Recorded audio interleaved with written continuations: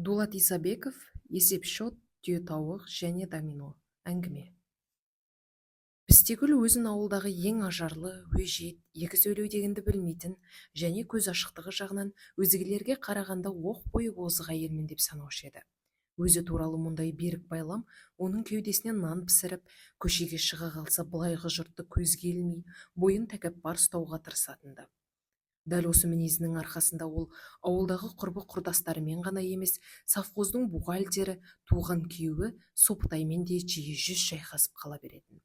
Сопытай болса, бәз баяғы мінезінен мысқал да ауытқымай, әйелінің ашу үстінде күйіп піскеніне көңілде аудармайды. Оның бұл немкетті күйін көргенде, Пістекүл өз ашуына өзі тығылып, тұншығып бөліп қала жаздайды. Міне, совхоздың экономикалық болашағы мен жылдық табыстарын балапан ашатын Сопытайдың аядай бөлмесінде жаңа ғана ашу-ызамен кірген Пістекүл күйеуінің немқұрайлы мінезіне тағы маңдай соғып, есеп-қисап кітаптарының ортасындағы шұңғыл креслоға сылқ түсіп отыра кетті. Сопытай кезекті айлық қорытындымен басы қатып, өзімен өзі бөлек автономия болып тұрған. 1885, деді ол күбірлеп. Так, 7864, 17346. Міне, бұл жолы дұрыс шығатын түрі бар. Пістегүл бұдан әрі төзе алмай бұрқ ете түсті. О, Құдай-ай, осының есепшотының үні өшетін күн бар ма екен? Тық, миды тесіп бітті әбден. Бірдеңе дедің бе? Деді күйеу есепшоттан назарын аудармай. Дедім, демегенде қайтпекпін. Не боп қалды? Не болушы еді? Болды болатын іс. Не біреулермен тағы ұрысып қалдың ба? Ұрысқан мен емес, өздері. Осының бәріне сен кінәлісің, сен. Сенен жан баласы аяғын тартпайды, бәрі басынып алған. Егер сенен жасқанатын болса, өстіп көрінгеннен сөз естіп жүрер мем? Олай саған не деді? Неғыл демеді де. Совхоз директорының, тіпті анау управляющтің әйелінің бетіне қарап, осы маңда бір адамның сөйлегенін көрдің бе? Жоқ, алмаған білдей бухгалтердің әйеліне айтпағандары қалмады. Пістегүл сөзін әрең бітіріп, екі алақанымен бетін басты. Сопытай иығы селкілдеп кәдімгідей жылап отырған әйеліне бір көз тастады да. Несі бар, сен де айт, деді шотты тық еткізіп. Енді айтпаймын саған, қырсыққанда ауыз ашсам не қыл деген екенсің, деді ол үзік-үзік сөйлеп. Саған әйеліңнің намысы соқыр тиін, мен сенің намысыңның аяққа тапталып жатқанына пысқырмайсың да. Неге пысқырамын? Пістегүл қолын түсіріп күйеуіне әлдеқалай бір үміт күткендей оған қадала қарады. Онда неге ара түспейсің? Есі жоқ, енді мен әйелдермен ұрыстырайын деп пе едің? Ұрыспа, деді Пістегүл ақылайда сөйлеп. Оларға алысты жүріп-ақ қаһарыңды төге біл, төмен қарап, табан жолыңа үңілгенде ғой, қатал бол. Өткен жолы ана падашы жолын беттің әйеліне сыйлық ақша жаздырған сен екенсің ғой. Онда нең бар еді?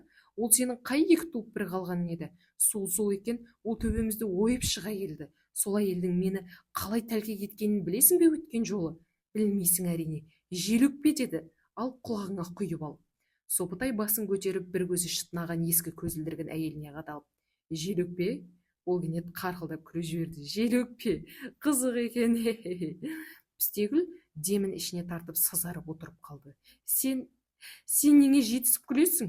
Сорлау, сенде намыс деген бар ма? Деді орнынан тұрып, тұра оның бетіне үңіліп. Сол күлетін болған соң күлемін, деді күйеуі жайбарақат. Ессің, намысың жоқ. Құдай-ай, енді не дерсің бұған? Сол қатының мені қалай қорлағанын білесің бе? 1400. Жоқ, білмеймін. Осыдан 3 күн бұрын құдықтан су тартып жатқанымда, ол булығып әрең сөйледі. Тартып жатқанымда, о бәле есегін жетектеп келді де, арамғаттық есегі шелегімді иіскеді. Ештеңе емес, шайып ала саласың ғой. Пістегүл есі ауысқан адамдай тар бөлменің ішінде теңселіп кетті. Енді ол өз-өзінен күбірлеп, аспанға қарап, екі қолын жайып, Тәңірге жалбарынғандай түсініксіз бірдеңелерді басын шата бастады. Әу баста Сопытайдың осы момын мінезін ұнатып еді. Үстінен түйе жүріп өтсе де, селк етпейтін жігіттің бар бітімі мен болмысы Пістегүлді қызықтырғанда.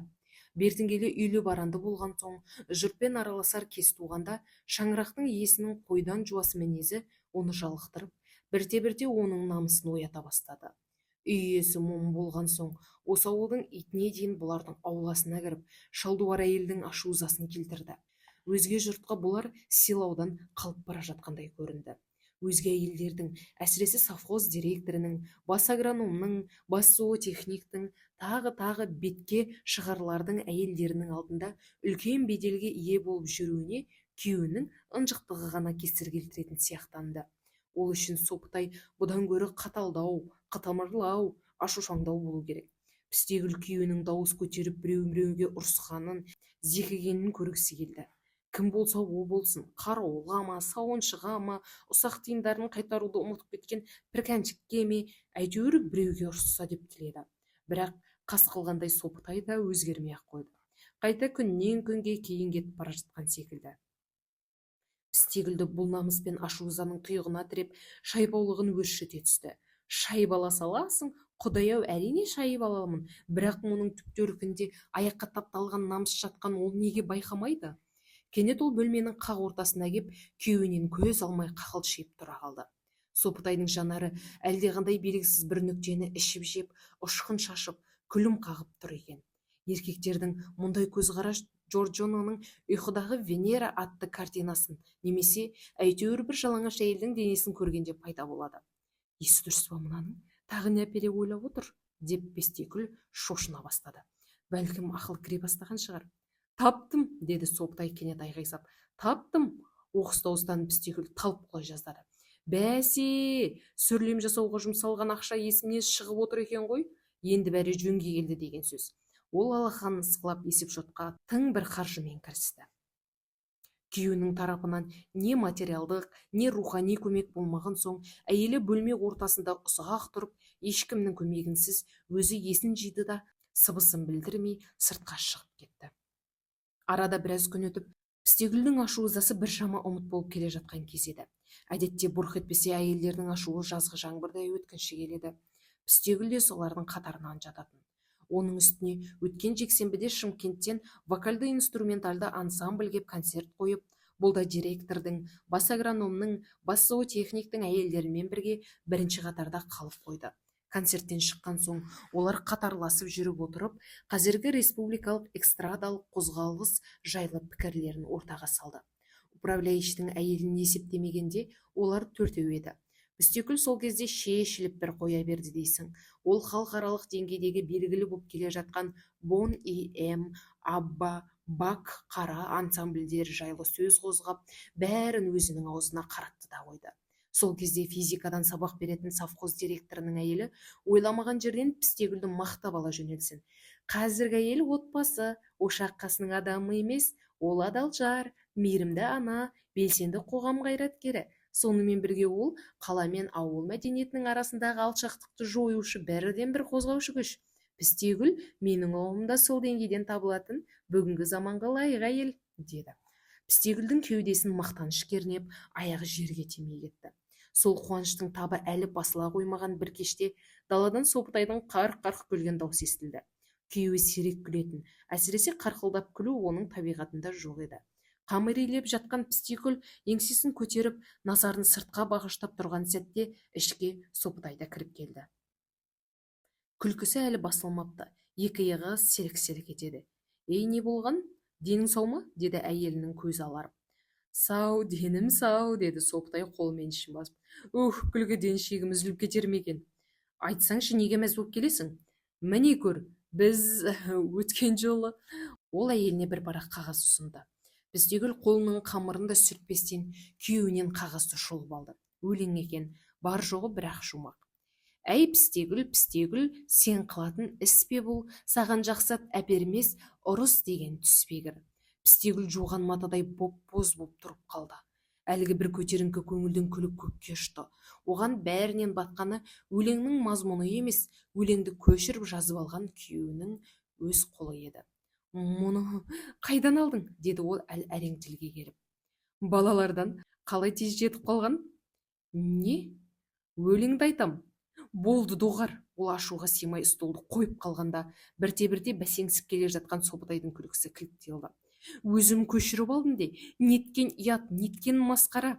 Пістегүлдің көз алды бұлдырап, орындыққа барып отыра кетті де еңіреп жылап жіберді. Қарсы бөлмеден жылаған баланың даусы естілді. Сопытай не болғанын түсінбей аңырап тұрып қалды. Түкке тұрмайтын өлеңге бола әйелінің ебіл-дебіл болған жылағаны несі? Бас-аяғы жіп-жинақы жақсы өлең, күлуге болады. Ол әйеліне жақындады. Ей, бала, немістеңші? Әйелі оның бұл сөзін естімеді. Баланы еміз деймін. Өзің еміз. Мен қалай? Немді емізем? Онда менің шаруам жоқ. Қалай емізсең, солай еміз. Сопытай еңкейіп оның бетіне үңілді.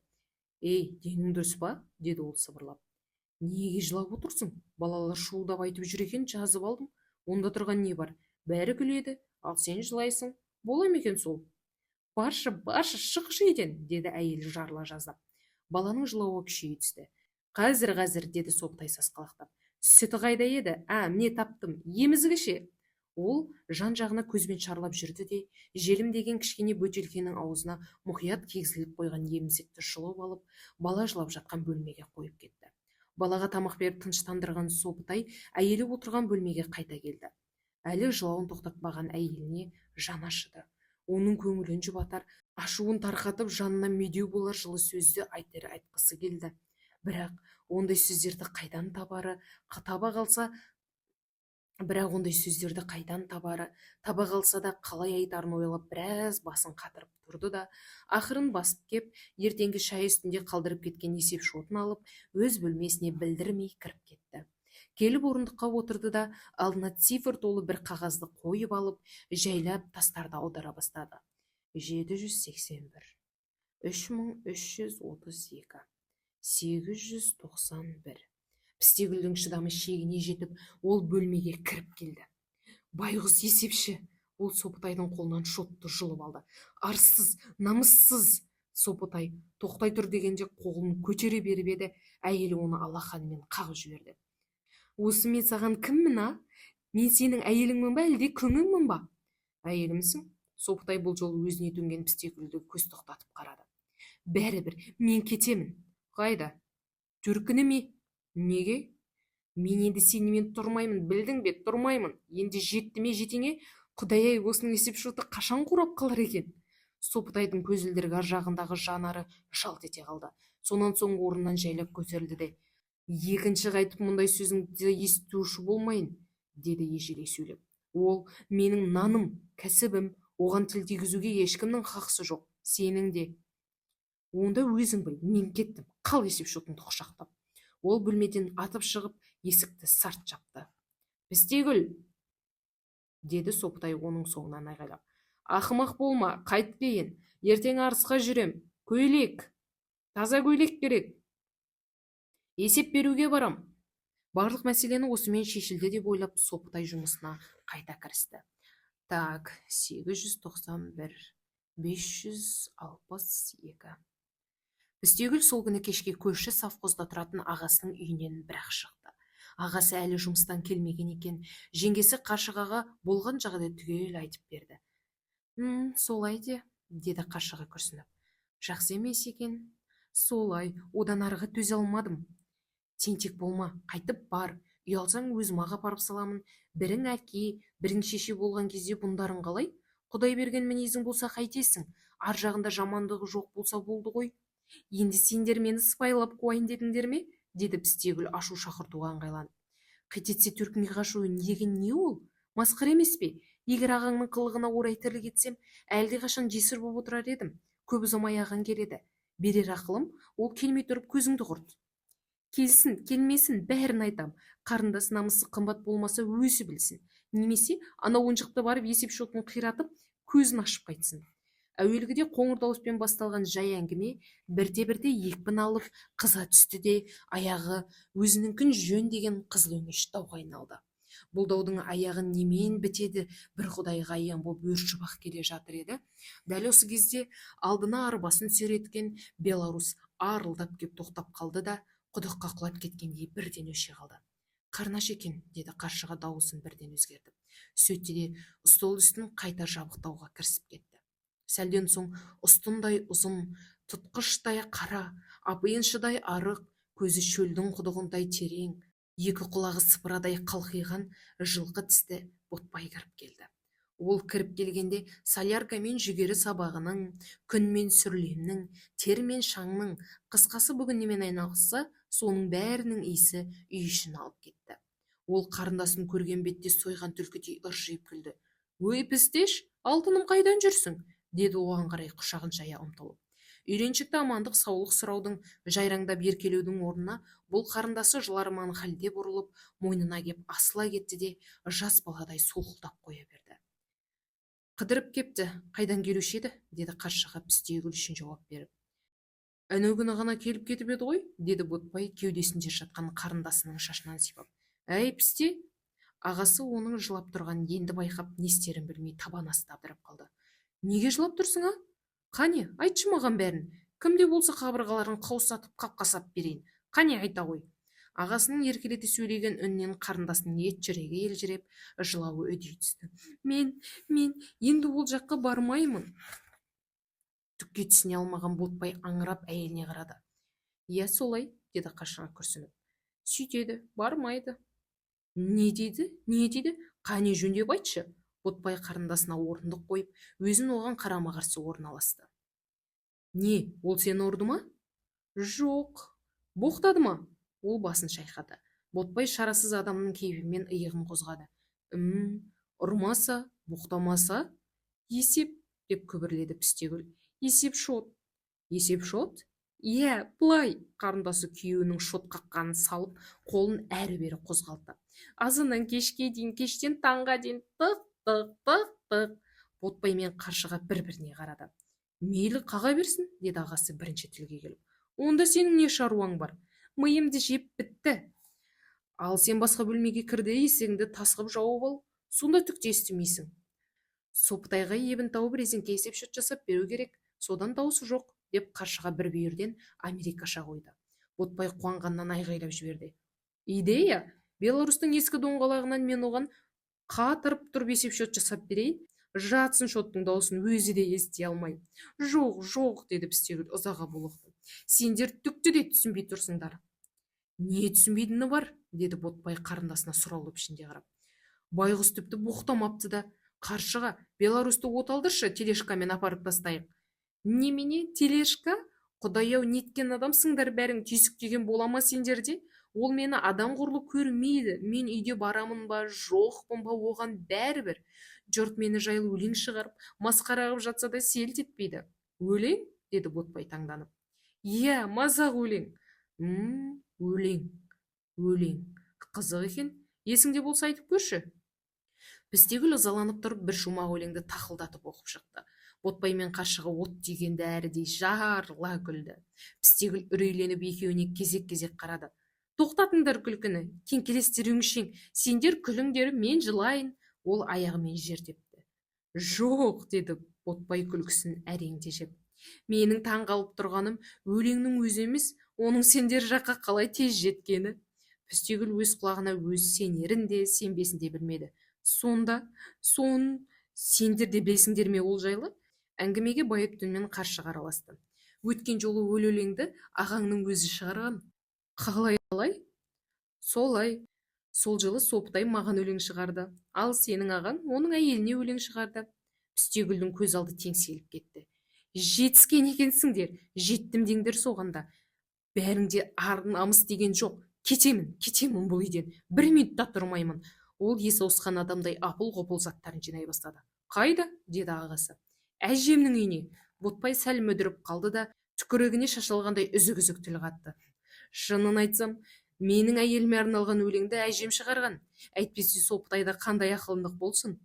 Пістегүлдің жанары мұнартып, тұла бойы ызадан қалшылдап, теңселе басып барды да, кереуетке күрсетіп құлап түсті. Ботбай мен қаршыға бір-бірінен көз алмай, енді не істерін білмей дал болып тұрғанда, сыртқы есік айқара ашылып, ішке Соптай кіріп келді. Кеш жарық, деді ол сыпайы ғана жымиып. Ешкің арық, оғайдан жүрсің, деді Ботбай таңданып. Соптайдың ойда жоқта кіріп келіп, әлгі бір тұйықтан алып шыққанына Ботбай қуанып қалды. Ой, келгенің жақсы болды, төрлет, деді оған жұмсақ орындық қойып. Қалай, үй ішің аман ба? Олар осында ғой. Олар осында екен ғой. Ән әйелің, қарындасымыз осында, жылап жатыр ғой деймін. Қаршыға, жүгір түйе тауық сой, ашылып қуырдақ жаса, біз Сопытай екеуміз домино ойнап жіберейік. Олар әпсетте стол басына жайғасты. Қаладан жаңасына келдім, деді Сопытай. Піл сүйегінен жасалған аппақ доминоларды стол үстіне сау еткізді. Ботбайдың аузы аңқиып кетті. Мәссаған, деді ол есін жинаған соң. Мынадай доминомен бір жеті ойнасаң да жалықпассың. Жарайсың, Сопытай, жарайсың. Алғане бастап жіберейік. Бірақ сен езіп көп ойланба. Әрине, тракторың неғып есік алдында тұр? Жай, бүгіннен бастап сүрлемге шықтым. Көң тасуға қарағанда таза жұмыс. Дұрыс. Қанша? 4 пе, 5 пе? Ал жүрдім. Кезексіздікі. Қу бала, балық жасамақсың, Бірнеше минут өткен соң Ботбайдың жағдайы қиындады. Ол жерден бірнеше тас алып, 4-ші тасты алғанда ғана керекті санға ілікті. Ал, жүр, деді ол қызарықтап. Сопытай ойланбастан ашық қанатты қайта жапты. Тағы ма? Деді Ботбай ашуланып. Сен бар ғой, сен барып тұрған қусың. Сабыр сақтап ойнаңыз, жеке басқа тиісуге болмайды. Мәдениет керек, мәдениет. Мен мәдениетсізбін, өйткені айдайтыным трактор. Ал сен мәдениеттісің, өйткені қағынатының есеп шот, бухгалтерсің. Сол ма айтайын дегенің? Ой, лағып кеттіңіз, деді ол жайбарақат жауап беріп. Ал жүріс сіздіңкі? Жүрмеймін. Неге? Сол жүрмеймін. Онда ұтылдың. Тапқан екенсің ақымақты. Онда тұр. Ал жүрмеймін. Онда ұтылдың. Ұтылғам жоқ. Онда жүр. Жүрмеймін. Енді не істейміз? Өзің жүр. 2 рет жүремін бе? Ботбай орнынан тұрды. Бар ғой, деп ызалы үнмен, сенің бар ғой, мына шілмейіп тұрған мойныңды шебейдің мойнындай жұлып аламын да, терезеден лақтырып жіберемін. Немене жүр де жүр, ұтылдың да ұтылдың. Басқа сөз құрып қалды ма? Әрине басқа сөз көп, бірақ оның бәрін неменеге айта берем? Айтпақшы, әлгі түйе тауықты кім сояды? Ол қандай түйе тауық? Әлгі жаңа ғана өзің айтқан жоқсың ба? Айтсам қайтушы еді, давай одан да жүрісіңді біл. Жарайды, деді Сопытай келісіп. Ал жүріңіз. Ботбай тізіліп жатқан домино тастарына ұзақ өңіліп отырды да қайтадан ашулана бастады. Иттен жаралған, деді ол айтқанын өзі де байқамай. Боқтамаңыз, деді Сопытай ескерту жасап. Сен емес, тасты боқтап отырмын. Тас менікі, демек, қосақ арасында мен де кетем, бірақ бәрібір ойын бітті. Рыба. Ботбай жылап жібере жаздады. Қайт ойнайық, деді ол домино тастарын асығыс араластырып. Ойынның 2-ші раунды басталды. Біраз уақыт өткен соң Ботбай қайтадан ұтыла бастады. Тағы жапты, деді Ботбай жағдайды байқаған соң терісіне семай. Әтсеңе нәлет. Боқтамаңыз, деді Сопытай 2-ші рет ескерту жасап. Оның жайбарақат қалпы Ботбайдың жынын қоздыра түсті. Шошқаның ғана доминосы. Тағы айтам, арға тимеңіз, деді Сопытай ұстамдылық сақтап. Сенің арыңа тиген ешкім жоқ. Жаңа не айттыңыз? Боқтасам, шошқаны боқтадым. Шошқа да Құдайдың мақұлығы, деді Сопытай салмақты үнмен. Ол да өзіміз сияқты жануар. Ботбай орнынан атып тұрды. Немене? Шошқа да өзіміз сияқты жануар? Әлбетте. Демек мен шошқа сияқты мақұлықпын ба? Кім білсін, деді Сопытай иығын қозғап. Әйтеуір бәріміздің бір мақұлық екеніміз аян. Бірақ бір-бірімізді шошқа деп, екіншімізді адам деп атап кеткенбіз. Бар айырмашылық сонда ғана. Ботбай бұдан әрі тежегіске беруді қажетсіз деп сауып, оны бүркіттеп бас салды. Бірі-бірі аямас, бітімсіз, ымырасыз айқас басталды да кетті.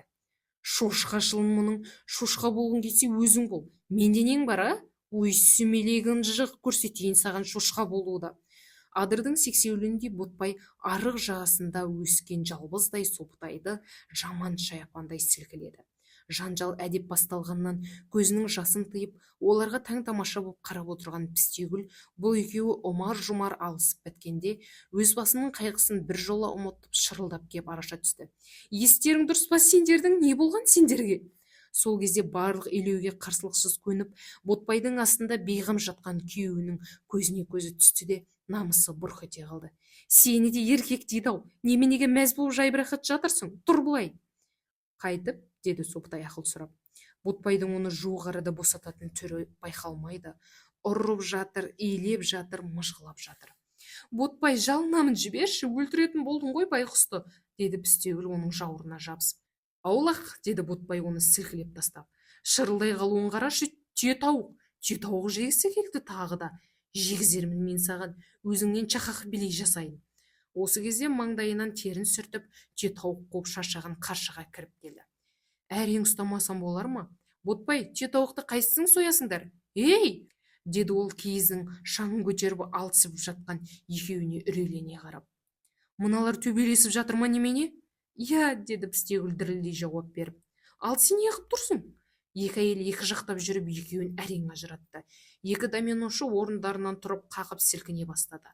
Көп қайрат жұмсаған Ботбай екі иығынан дем алып болдырып тұр, ал тыныш жатқан Сопытай ұйықтап тұрғандай тып-тың. Тентек көбелектей жалп-жалп етіп саған не жоқ, деді Ботбай қарындасына алқына қарап. Ол сені ғана емес, өзінде шошқа деді ғой. Десін, шошқа болмақ түгілі өзін есек дейсін, қоңыз дейсін, кесіртке, жылан, құрт-құмырсқа, маса шіркей, бақа шаян дейсін, бірақ мені қоспасын. Енді солардың біреуіне тоқтау керек қой, деді Сопытай терезеге қарап. Әне, естіңдер ма не деген? Ой, мен сені қазір. Ол орнынан ұшып тұра беріп еді, екі әйел әке көкелеп қайта отырғызды. Қаршыға Сопытайға жақындады. Айналайын, құлдығың кетейін, үйіңе қайтшы, сен де сүттен ақ судан таза емессің. Сопытай қаршығаға солай ма дегендей біраз қарап тұрды да, көзілдірігін бір ырығып, үн-түнсіз есікке қарай беттеді. Ал түйетауық ше, деді ол жалпыға ортақ сауал тастап. Есік алдында байлау толы тұр, алып кет, деді қаршыға. Оңбаған намыссыз, деді Ботбай күйіп кетіп жерге бір түкірді. Жоқ, деді Пістегүл кенет айғайлап жіберді. Ол ондай емес. Солай ма? Деді Ботбай қарындасына ылара қарап. Өзің едің ғой осы сөзді бірінші бастаған. Сол үшін ажырасқалы кетіріп отырған жоқсың ба? Жоқ, деді ол күмілжіп. Ол жақсы адам. Солай деңдер. Демек ол саған менен гөрі жақын болған екен ғой. Ендеше батырыңдар қараларыңда. Көрінбе көзіме. Ол аюдай ақырып жер тепкенде, екеуі де есікке қарай жылжи бастады. Табалдырықтан аттай бергенде Ботбайдың әмірлі даусы қайта естілді. Пістегүл, тоқта, тележкамен өзім апарамын. Әзірге мынамен бір күлсем де жібермеймін. Есік алдында әскем аялдады да Сопытай шығып кетті. Ей, түйетауыққа тиісуші болма, деді Ботбай оның соңынан айғайлап. Ертесіне кешқұрым Сопытай үйінде жападан жалғыз шот қағып отырды.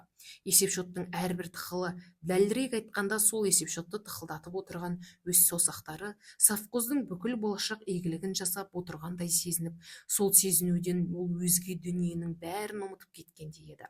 Алдындағы жұмысқа қызу да алаңсыз беріліп кеткендігі соншалық, алакеуім шақта үйге еніп, өзіне бір бұрыштан қимылсыз қарап тұрған екі әйелді де байқамады.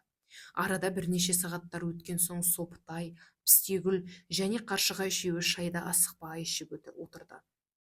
Сопытай үшін бұл екі әйелдің кештетіп жетіп келуі анау айтқан оқыс жаңалықтай көріне қоймады. Тіпті ол бұлардың немен, қалай келгенде сұрап жатуды ойлаған жоқ. Үй иесінің мұндай немқұрайлылығын әрқашан сауысқандай сақ әйел көңілінің ретін тауып шешіле кетуіне жол бермеді. Сондықтан да қаршыға бұл үйге неге келгенін, күйеуімен неге жүз шайысып қалғанын, жүз шайысуға себеп болған баяғы сол түйетауық екенде айта алмады. Түйетауықты Пістегүлден беріп жіберейік дегенде, қаршығаның сөзіне Ботбай шалқасынан түскенін, екеуінің жанжалдасқанын, сол жанжал ақыры екеуін маршрутта автобустан бірақ шығарғаны жайылды да сөз қозғай алмады. Олар үнсіз ішілген көңілсіз шайды аяқтай бергенде даладан Беларусьтың дырылдағаны естілді. Ботбай келді-ау деймін, деді Пістегүл көңіл аударарлық бір нәрсенің табылғанына қуанып. Келсе қайтем, деді қаршыға терезеден теріс айналып. Бәрібір онымен бірге кетпеймін. Үйге Ботбай кіріп келді. Ұстындай ұзын, тұтқыштай қара, апайыншыдай арық, үстінен соляркамен сүрлемейсі аңқыған баяғы жылқы тіс Ботбай. Кеш жарық, деді ол көңілді дауыспен. Әйелдер жағы жапырыла теріс айналып, Сопытай ғана қуаныш білдірді. Оу, ешкің арық, төрлет, кештетіп қайдан жүрсің? Иә, үйшің аман ба? Құдайға шүкір, айтпақшы олар осында ғой. Иә, осында. Бұлар да жаңа әзірде ғана келді. Шешін, не жаңалық бар? Ешқандай, деді ол Сопытай қойған сұраққа орындыққа отырып жатып. Саған 4 түйетауға келдім. Тележкада тұр. Пістегүл, барып түсіріп алшы. Әйтпесе сайтан алғырлар бет-бетімен бытырап қашып кетіп жүрер. Ал бала, деді ол қайтадан Сопытайға бұрылып. Мен саған резеңке, есепшот пен резеңке домино келдім. Кешеден бері бітіргенім сол болды. Сен ондай нәрсені түсіңде де көрген жоқсың. Өзім жасадым. Беларустың доңғалағынан. Столды таңның атысы, күннің батысы демей соға бер. Бірде-бір дыбыс естілмейді. Міне көр. Ол әлдеқалай бір резеңке сандықшадан резеңке есепшотты алып, оң жағына қойды да, резеңке домино тастарын дүрілдетіп стол үстіне төкті. Сопытай таңданғаннан бірнеше секундқа тілін жұтып қойды. Мәссаған, деді ол есін жинаған соң. Ғажап, жарайсың Ботбай. Құдай аман қойса, қайнағамның қолынан бір күн резеңке ет жейтін шығармын. Ал, ойнап жібереміз бе? Ботбай бір сөзге келместен резеңке доминоны араластырып бастады. Ойын басталып кетті. Ұмыт қалған әйелдер бір-бір күрсінді де үй тіршілігіне кірісіп кетті. Біраздан соң Ботбай ұтыла бастады. Вообще резеңкенің аты резеңке, деді ол өзімен өзі айтысқандай басын шайқап. Енді бірнеше минуттан соң оған жеңіліс қаупі төне түсті. Нәлет, резеңкені айтам, деді ол сол сәтте ақ сөзіне түсінік беріп. Резеңкенің бұл жерде кінәсі жоқ, деді Сопытай да пікір білдіріп қойды. Сонда кінә неде? Неде емес, кімде деу керек? Сен жұртқа ақыл айтпай ойна. Мен ақыл айтып жатқам жоқ. Айттың. Ботбай абайсызда столды соғып қалды. Столды соқпай ойнаңыз, деді Сопытай ақырын ескерту жасап. Соқса қайтеді? Болмайды. Немене, сенің столың шишам еді? Әрине шишам емес. Ойнаған кезде ұтыла да білу керек дегенім ғой. Ал жүр. Сен неге дікеңдейсің? Немене ылғи да сен ұта беруің керек пе? Ұтсам жақсы ойнайтын шығармын. Немене? Мына сен бе жақсы ойнайтын? Ал жүре ғой. Сопытай ойланбастан жүріп тастады. Бістегүл, тауықтарды түсірдің бе? Деді Сопытай жеңіп отырған адамның бейғам даусымен. Берермін саған тауықтарды, деді Ботбай кіжініп.